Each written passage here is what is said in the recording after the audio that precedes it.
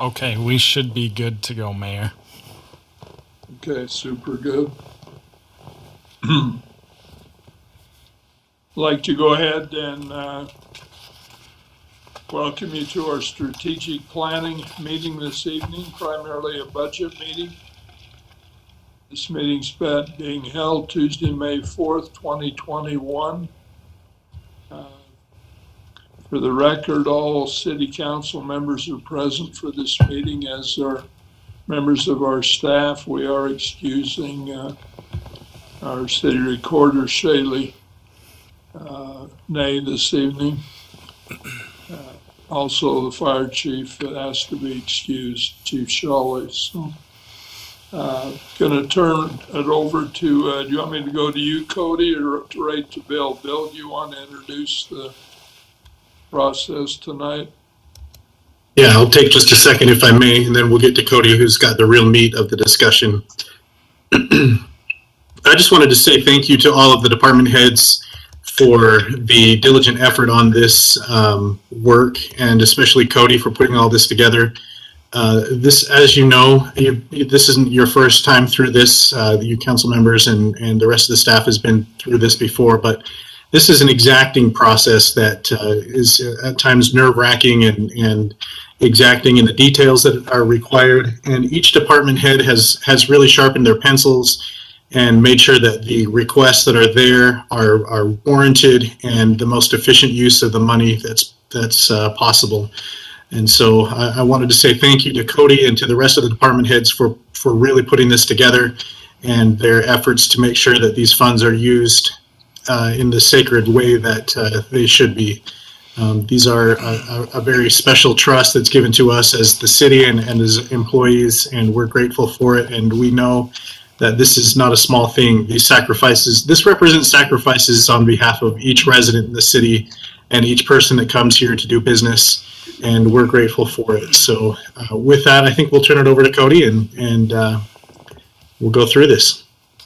So just to start off a little bit, as Mike alluded to, so far we have done really well on sales tax. In preparing the budget, we did kind of take a conservative approach. We tried to look at what we needed to do, but not go crazy on anything, just because, you know, like we've experienced a lot of growth, and in talking to a lot of the surrounding cities, we're all kind of like, okay, well, what's going to happen now? And it's really uncertain. And so we've tried to be a little bit conservative with things. There are a couple things that we build into the budget. We do have some federal funding coming this next year in a couple different ways. And so I'll talk about all those. As always, I'm going to move kind of quick. If you have questions, please don't hesitate to interrupt me, and I will do the best I can to answer those. And hopefully everyone can see my screen. I've kind of put together a similar packet to what I did last year. So to start off, there's a couple summary pages here with some charts. I'm going to skip to page 3, or actually 4, to talk about some stuff, and then we'll go into detail. So as you can see, in general, these are the general fund expenditures for fiscal year 2022. If you look at it quick, it looks like we're going up about $1.8 million. Now, these items that are highlighted in green, those are largely due to increases in federal funding that we're receiving in a couple different areas. So if you look at the percentage increases, as Councilmember Mitchell alluded, your budget does look like it goes up, and I'll explain those in a little more detail, and we talked about them in the work session as well. But for the most part, you can see that most of the departments are pretty flat, or within, like 1 or 2% increases. Okay, now going to the revenues and the general, let me back up. Here is a chart that we use. This is that benchmark number 4. Now keep in mind that on this chart, years 2013 through 2020 are actual. 2021 is what I project we'll be at, and then 2022 is the tentative budget. So if you look at these, let's use the fire department, for example, here. You can see the end of the line ticks up a little more than the rest of the line.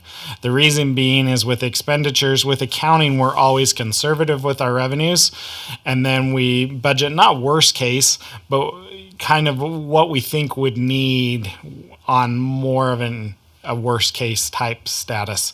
And so our revenue, our expenditures, our budget should always exceed. And with our revenues, it should be the opposite. So it's natural that this line ticks up more than it really should. And so in most of these departments, you can see that ending ticks up more than the trend of the line. And hopefully the trend will continue where it is, but that's because of a budgeting practice. Okay, now we'll move on to the revenue. So just a couple things to point out here as we get started. So you can see this is the column we really want to focus on. This is next year's budget.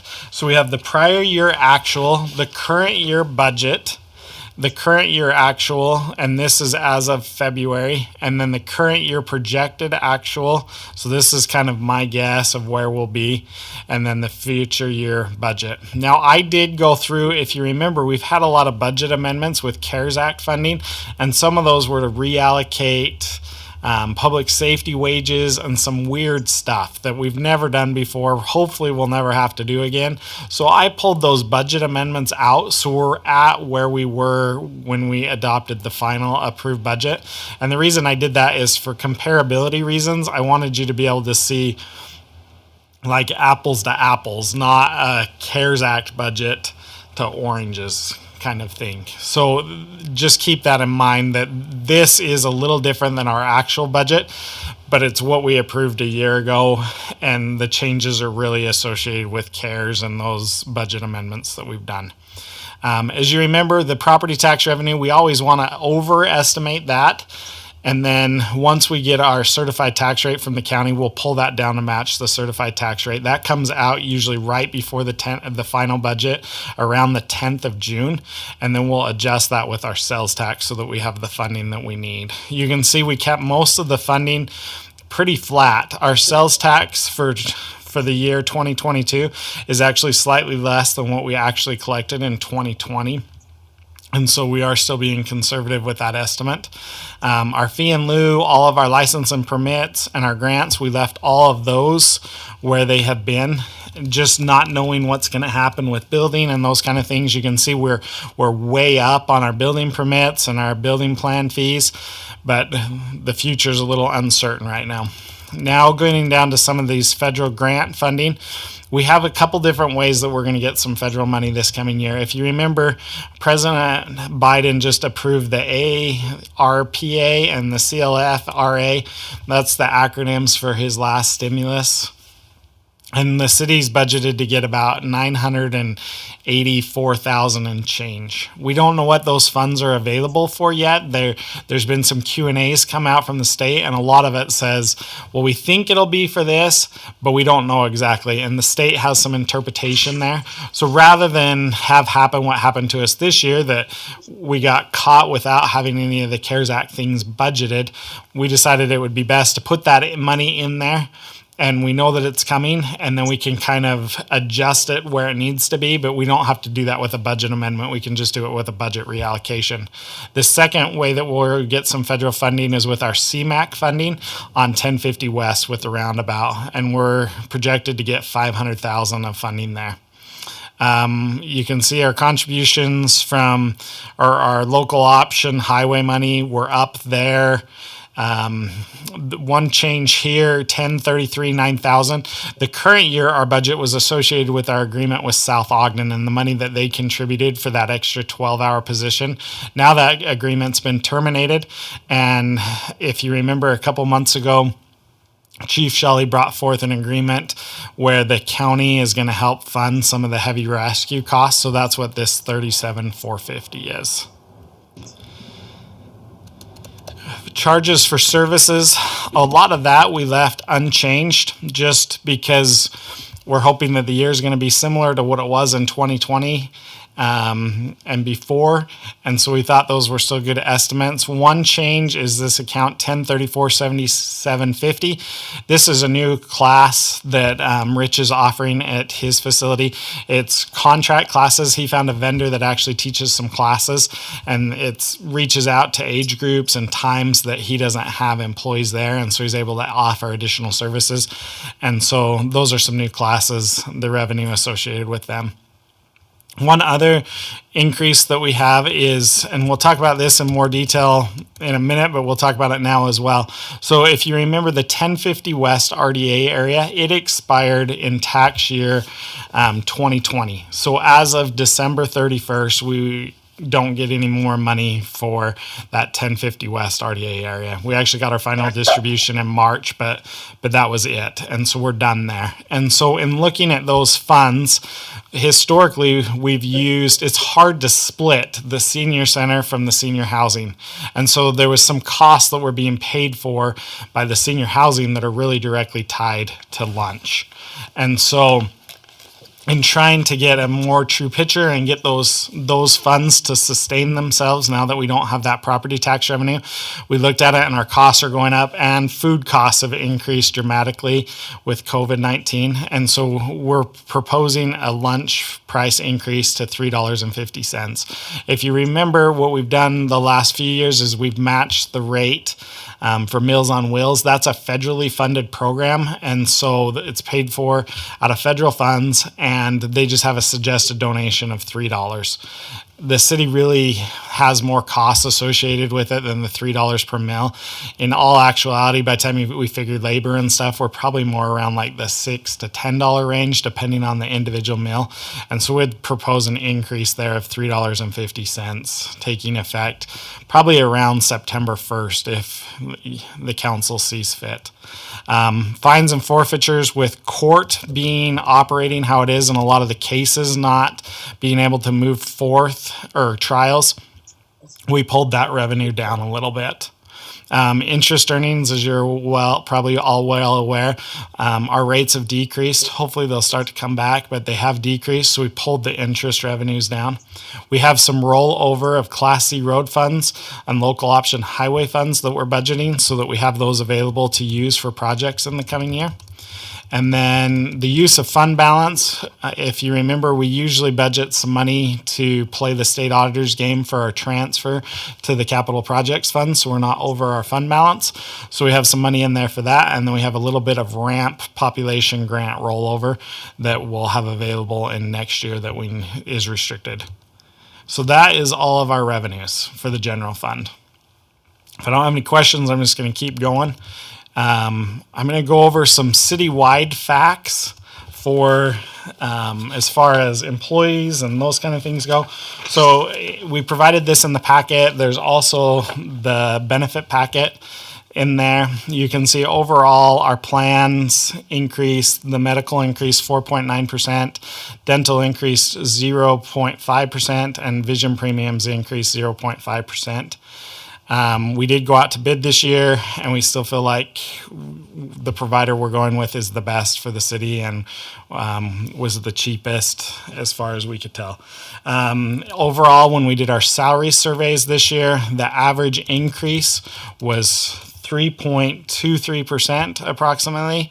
So with those increases, and as you remember, we'll bring this forth to you in a resolution with the final budget adoption, but that would make currently the mayor makes like $2,010.26 a month. If you guys decided to go ahead with taking your raises, that would be the $2,075.19 per month, and the council is currently $812.58 a month, and that would go to $838.83. And that should be all the citywide facts. The URS really didn't have any changes, and we didn't have any other changes in benefits. So that's the citywide facts there, and I will kind of not talk about that in detail as we go through things. Talking about your department's budgets, the changes that we made, I talked about this in the work session, but if you remember, it's an election year, and so we always try to budget worst case. Usually there's more people who participate in the election, and then it will ultimately depend, I guess, come June if we'll know if we need a primary election. And so we budgeted $15,000 there for the election. We also kept $7,000 in the budget in case we wanted to continue doing work with Lewis Young Roberts Birmingham and Fred Philpott, so that we had some money available there.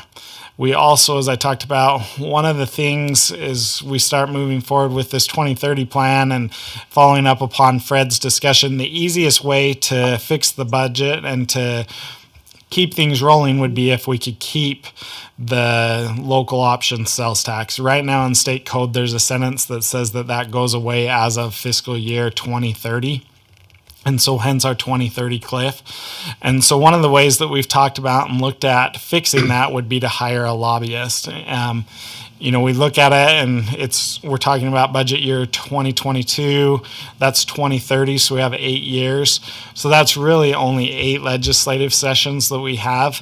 And really, if we're not getting any traction in probably the next couple legislative sessions, then we probably need to start exploring other routes. And so that's why we put that 20,000 in there. And we put it in your budget because that's a legislative function. And we thought that was the best place. We can change those things if you guys have any questions or concerns there, but that's kind of we wanted some money there for a lobbyist or whatever the case may be so that we could start working on that a little bit. Our internal service fund allocation. Yeah. Hey, Cody, this is Braden. Would it be appropriate to maybe put a budget note there? Because that's what I was kind of laughing about, because it says lunch with the mayor, and I was like, wow, that's a big jump in the price of that thing. It's for everybody. We for sure can. Say that again. So right here, Go ahead. It says lunch with the mayor for the budget note, because that's one of the things we pay for out of this account. And so it just looks like what Councilor Member Mitchell was saying is it looks like we're having maybe lobster and steak for lunch with the mayor instead of using that for other things. And so he'd just like to see a budget note there so that it's a little more clear what we're using that money for. Also, Cody? Yes. Go up a little bit. When you were talking about the mayor and council wages, in the past, they've also included the judge in that group. I didn't see a line there. Go ahead. That is in that resolution. You are correct. You are right on. So we're required by state law to give the judge the average increase of all the other employees. So the judge will get that increase, that 3.23%, and it will be, if you remember, there's a specific, I think it's a resolution that we passed that has your compensation and the judge's compensation, right, and then the salary scale in there. I usually don't talk about his specifically, just because it's the 3.23%. Okay, just because you didn't mention it doesn't mean it isn't covered. Okay, got it. Right, and it'll be in that resolution for sure. Yep. Any other questions on your department? The internal service fund, if you remember, we have 2. We have one for our motor pool and one for our IT. And so this is just based upon a calculation that I do for like you guys' Chromebooks and computers and Office 365 licenses and those kind of things. And so that's what this internal service fund allocation is. You'll see it throughout all the departments, and we'll talk about those funds in detail in a minute too. Any other questions on the mayor and council's salary or department?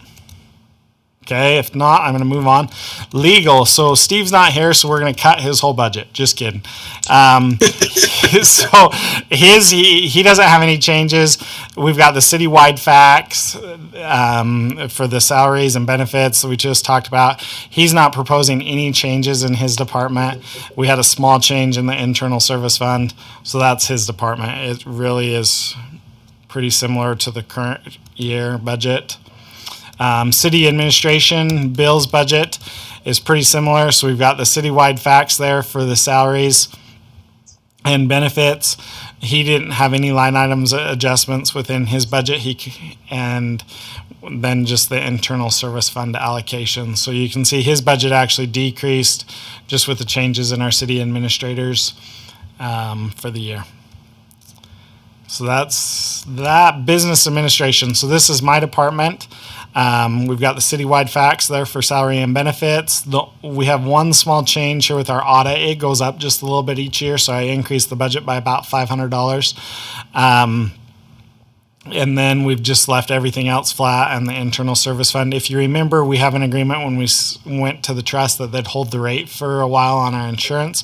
We pay for most of that insurance out of my department. So far, we've done okay there. There's a possibility if that went up a lot more than we're anticipating, we might have to do a budget adjustment there, but that's my department. Cody, if I may, we had Stacy and I had lunch with Darren from the trust. He said that there is the potential it will go up due to an adjusted EMOD, I think is what he said. So, but it's not going to be a major blow on any of that. So we'll look forward to that when his final report's ready in a couple months. And if you remember, a lot of that, like our claims that we've had, were with the landslide and those things. So now that those are wrapped up, we'll just have to see what the trust does.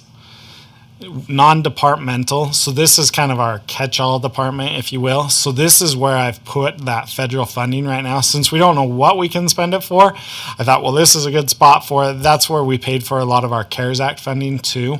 And so then we can move that, we can adjust it once we get more guidance and we actually know what we're going to get. Here's the transfer to the capital projects fund. Here's the internal service fund allocation. I increased that just a little bit. If you remember back in February, we talked about doing some work on the city servers and things, and we actually moved that up to this fiscal year rather than next. And so that is associated with that reimbursement. And then we